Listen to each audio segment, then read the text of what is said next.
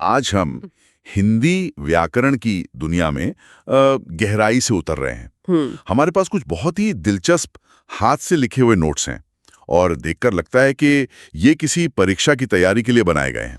जी, और यही बात इन्हें खास बनाती है।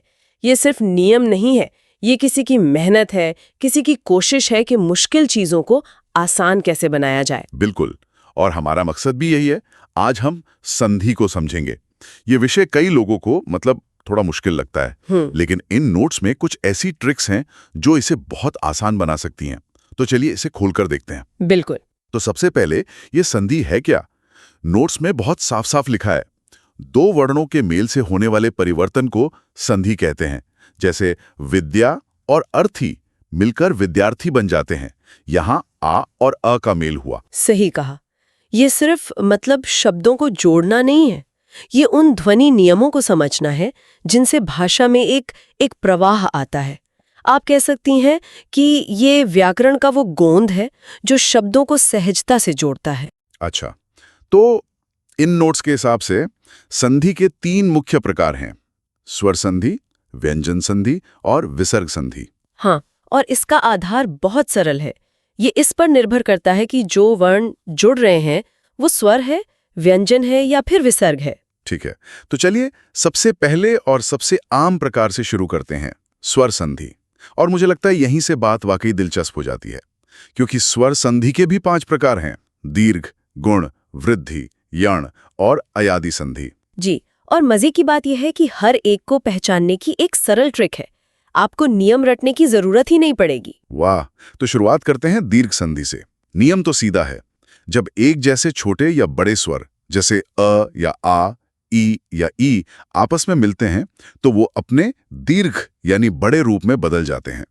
जैसे शिव और आलय बन जाता है शिवालय। बिल्कुल, और इसमें पहचानने की सबसे बड़ी खूबी ये है कि शब्द के बीच में आपको हमेशा एक बड़ी मात्रा दिखेगी, मतलब आ, ई या ऊ की। अच्छा, अपर आ की मात्रा, या कवींद्र में वी पर बड़ी ई की मात्रा। समझ गया। तो शब्द के बीच में बड़ी मात्रा मतलब दीर्घ संधि। अब आते हैं गुण संधि पर। यहां नियम है कि अगर अ या आ के बाद ई या ई आए तो ए बन जाता है, और अगर उ या उ आए तो ओ बन जाता है। जैसे सुर और इंद्र मिलकर सुरेंद्र हो गए। हाँ, और यहाँ नोट्स में एक बहुत ही शानदार ट्रिक दी है।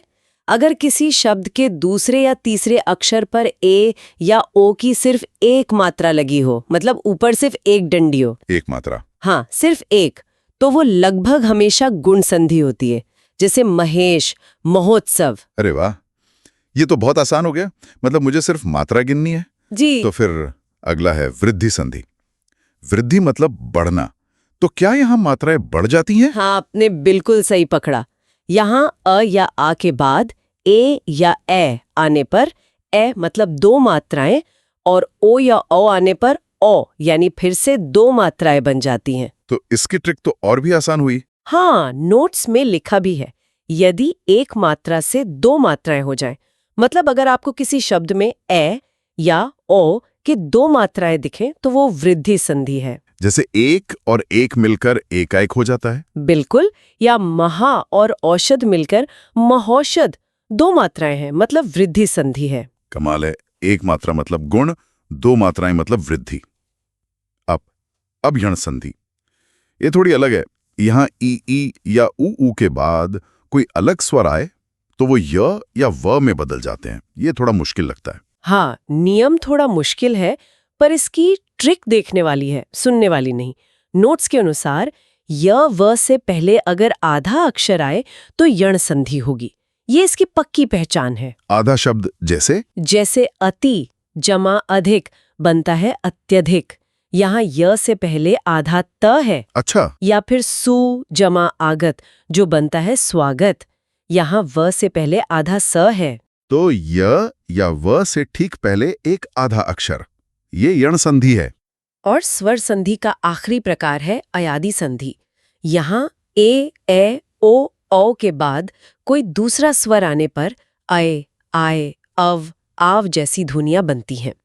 जैसे ने और अन मिलकर नयन। और इसकी ट्रिक तो सबसे सरल है। अगर कोई 3 अक्षरों का सरल सा शब्द हो और उसके बीच में य या व आए तो वो अयादी संधि होगी। अच्छा। जैसे नयन, पवन, गायक, पावक। इनमें कोई आधा अक्षर नहीं है और ये ज्यादातर 3 अक्षरों के ही होते हैं। तो इसका मतलब तो ये हुआ कि स्वर संधि को पहचानने के लिए आपको हर नियम रटने की जरूरत है ही नहीं।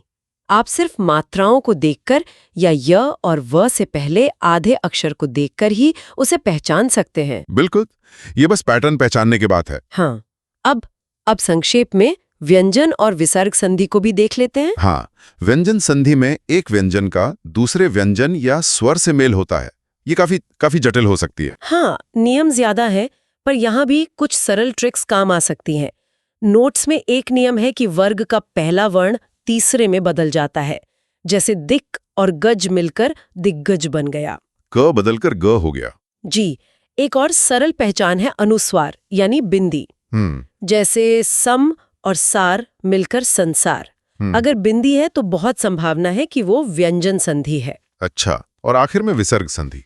इसमें विसर्ग मतलब अह के बाद स्वर या व्यंजन आता है जी। और इसकी सबसे आम पहचान है कि विसर्ग या तो ओ में बदल जाता है या र में या फिर श, श, स में। जैसे मनः और रथ मिलकर मनोरथ बन गया। यहाँ विसर्ग ओ की मात्रा बन गया। बिल्कुल। या फिर निह और छल, ये मिलकर बनता है निश्चल। यहाँ विसर्ग आधे श में बदल गया। तो आज हमने देखा कि संधि, जिसे अक्सर एक मुश्किल विषय माना जाता है, उसे कुछ सरल ट्रिक्स और पैटर्न से कैसे पहचाना जा सकता है। एक मात्रा है तो गुण संधि, 2 है तो वृद्धि संधि, बिल्कुल, य या वर से पहले आधा अक्षर है तो यण संधि। हाँ, ये ट्रिक्स एक शुरुआती बिंदु है। ये आपको हर शब्द का विश्लेषण करने और एक सही अनुमान लगाने में मदद करती हैं। ये रटने से ज्यादा समझने की प्रक्रिया है। सही कहा। एक आखिरी विचार छोड़ जाते हैं, संधि। संधि वर्णों को जोड़ती है ना? जी। लेकिन हिंदी में एक और चीज है जो शब्दों को जोड़ती है, उसे समास कहते हैं। अगली बार जब कोई लंबा हिंदी शब्द देखें तो ये सोचने की कोशिश करें, क्या ये ध्वनियों के मेल यानी संधि से बना है या फिर पूरे के पूरे शब्दों के मेल यानी समास से।